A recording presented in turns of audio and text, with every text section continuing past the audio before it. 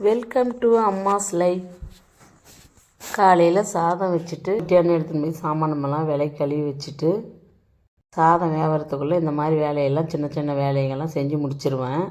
அடுப்புலேருந்து சாதத்தை இறக்கி வச்சுட்டு ப்ரக்கோலி வாங்கிட்டு வந்திருந்தேன். ப்ரக்கோலின்னா பச்சை காலிஃப்ளவர். இது உடம்புக்கு நல்லா ஹெல்த்ஃபுல்லாக இருக்கும். நல்லா நீர் சத்து, அயன் எல்லா சத்தும் கொடுக்கும் ப்ரக்கோலி.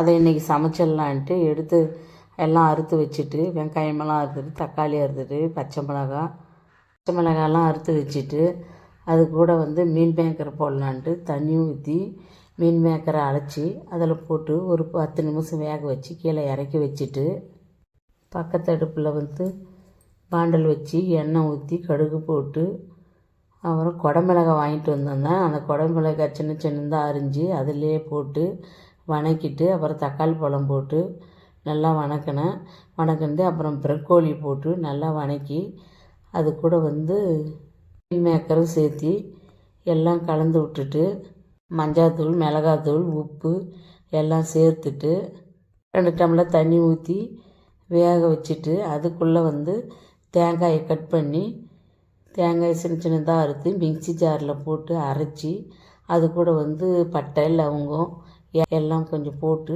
லைட்டாக அரைச்சி நல்லா நெய்ஸ் பேஸ்ட்டாக அரைச்சிட்டு மிளகாய் எல்லாம் கொதித்து நல்லா வெந்திருக்கும். அதில் இந்த அரைச்சி வச்ச மசாலா ஊற்றி ஒரு 10 நிமிஷம் கொதிக்க வச்சிங்கன்னா நல்லா கிரேவி மாதிரி வரும்.